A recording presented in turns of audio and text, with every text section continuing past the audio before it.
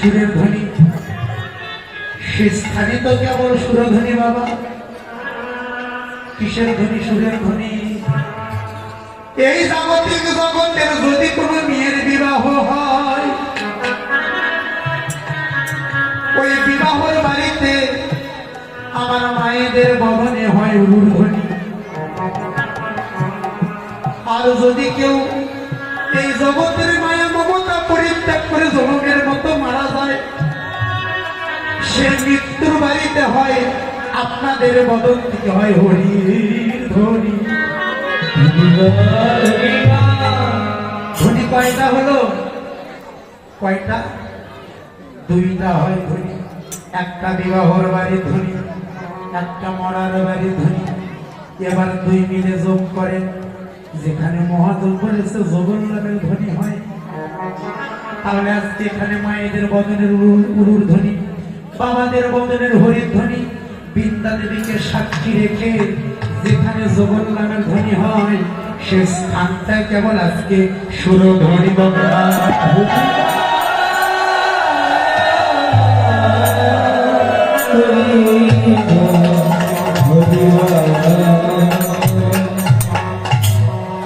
সেই গঙ্গার কোলে ভগবান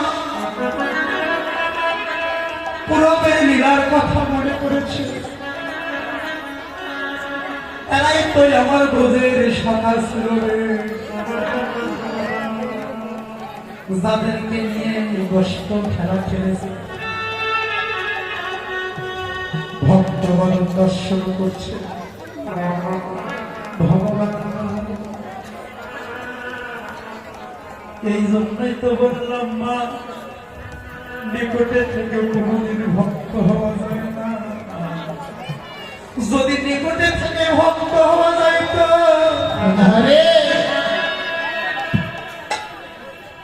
ভগবান সবসময় অর্জুনের নিকটে থাকত।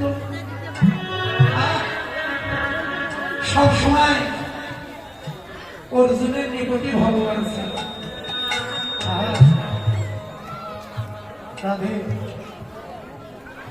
সব সময় নিকটে থেকে যদি ভক্ত হওয়া যায় তো অর্জুনের মতো ভগবানকে এত আপন করে কেউ পায়।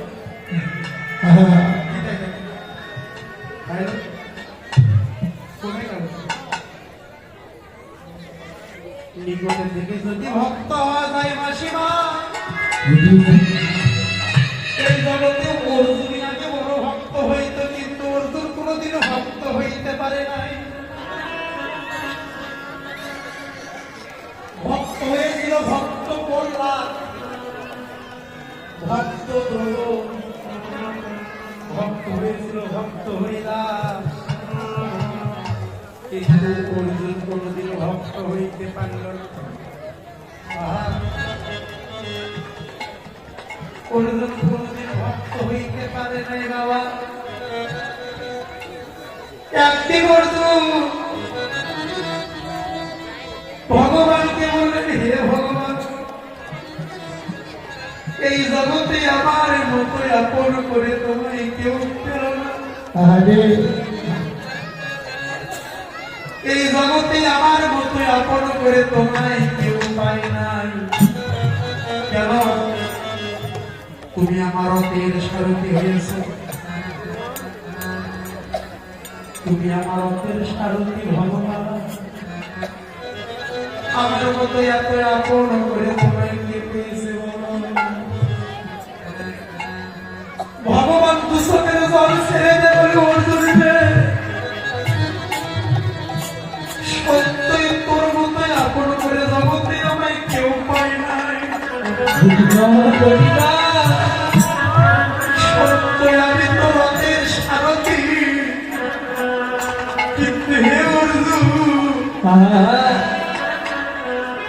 তুমি আমায় বানাইছো তোমার কাঠের রথের সারথি। ওই কাঠের রথের সারথি না বানাইয়া গুরুর চরণ আশ্রয় করে যদি তুমি তোমার দেহ রথের সারথি আমায় করতে, অর্জুন এই জগতে, তাহলে তোমার আসা যাওয়া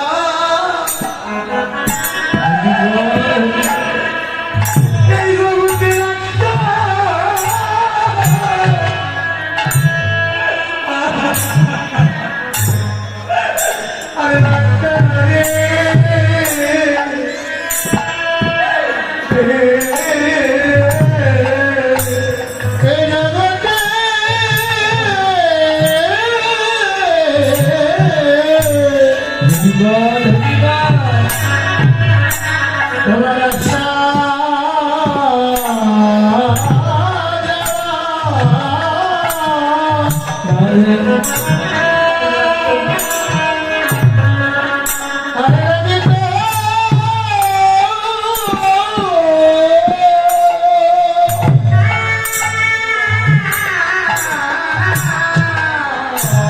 লাগতো না রে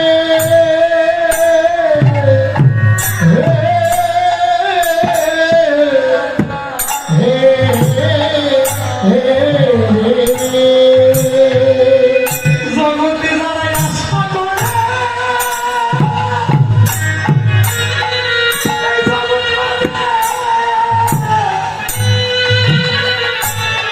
এই জগতে যেমন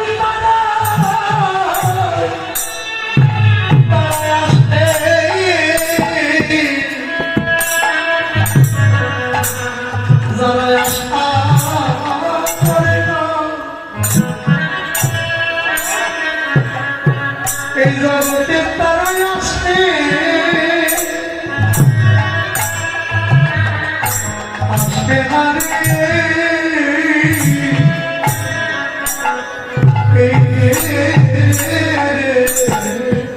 রে যারা আশা করে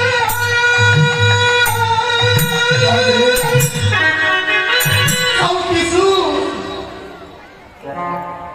আগে বৈষ্ণব স্মরণে আগে হওয়া কিছু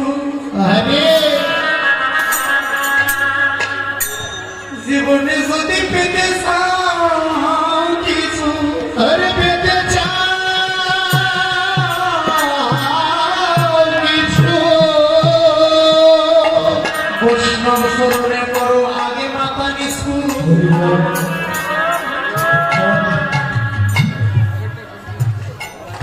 ওমা ভগবান গৌর হইল কৃষ্ণ লীলা শেষ করে করিতে আমার ভগবান গৌর হলেন ভালো কথা, কিন্তু গৌর কেন আজকে কিশোর হল ছোট হল ভগবানের কেন ছোট হলে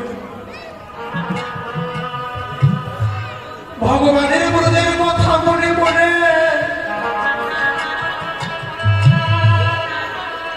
ওই গঙ্গার মনে ভগবান আজকে ছোট হলো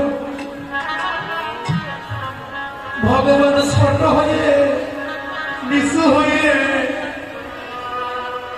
ভগবান তো ভুলে গিয়ে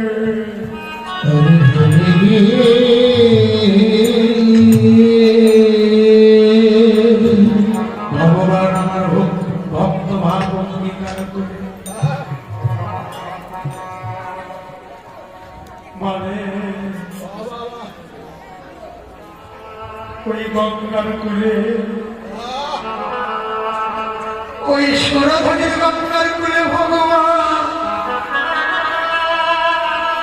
আজকে ছোট হয়ে ভক্তদের স্বপ্ন পেয়ে গেল ওই গঙ্গার কুলে ভক্ত স্বপ্ন সাধু স্বপ্ন পেল সাধু স্বপ্ন পেয়ে ভগবান কি করছে জানো ওই গঙ্গার কুলে ভগবান ভক্তের চরণে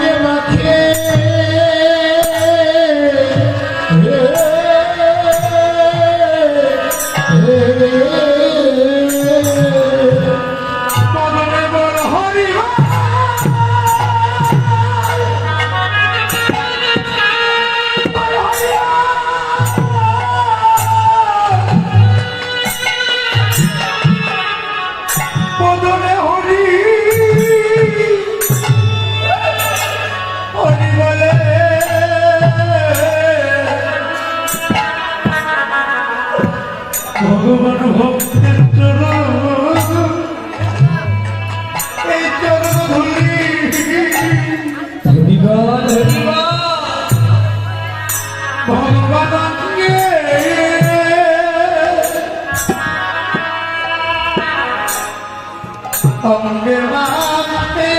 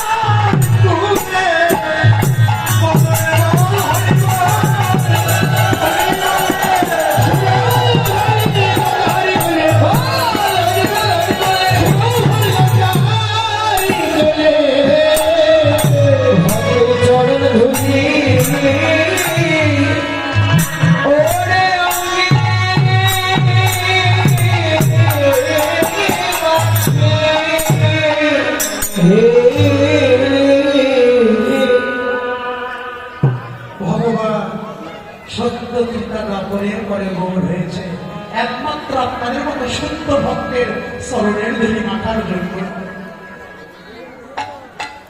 অনেকে বলছে ভগবান কেন ভক্তের ধুলি মাখতে? সে তো ভগবান, সে কেন ভক্তের ধুলি মাখছে? নিজে আচরণীয় ধর্ম প্রভু আমার জীবনে শেখায়, সেই তো সিদ্ধান্ত গীতা ভাগবতে রাধে। প্রভু নিজে আচরণ করলেন, জগৎকে শেখালেন, এ জগতের দিন আমি তখন ভগবান হয়ে ভক্তের ধুলি মাখলাম, তোমরাও আমার মতো এইভাবেই তোমরা সাধু সঙ্গ ভক্ত সঙ্গ দিয়ে সাধুগুরু বৈষ্ণবের চরণের ধুলি তোমরাও আমাকে বেছে নিও।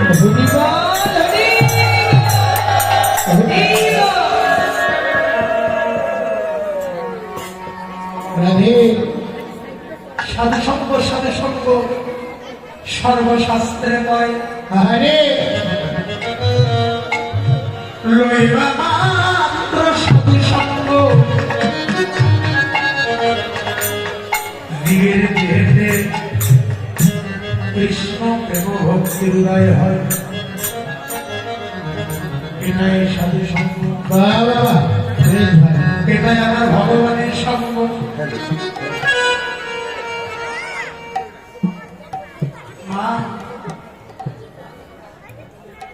সুরধ্বনির গঙ্গার মনে ভগবান, তাহলে সুরধ্বনিটা কোন জায়গা? এই সুরধ্বনি কোথায় আছে? যে সুরধ্বনির গঙ্গার মনে ভগবান ভক্ত সঙ্গ করছে, এই সুরধ্বনি কোন জায়গায়? আরে এই সুরধ্বনি দর্শন করতে গেলে পাসপোর্ট ভিসা করে তোমায় আগে ভারতে যাইতে হবে। ভারতবর্ষে গেলে একটা নদীর নাম, সে নদীর নাম হলে সুরধ্বনি নদী। ওই নদীকে কয় সুরধ্বনি গঙ্গা। একটা নদী, কিন্তু আমার কাছে অর্থ সম্পদ কিছুই নাই মা। মহাজন বললে নাচতে হবে না,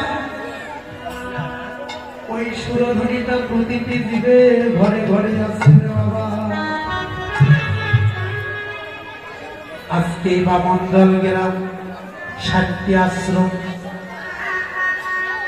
এটা কিন্তু আজকে বামন্ডল, এটা নয়, এটাই আজকে সুরধ্বনি।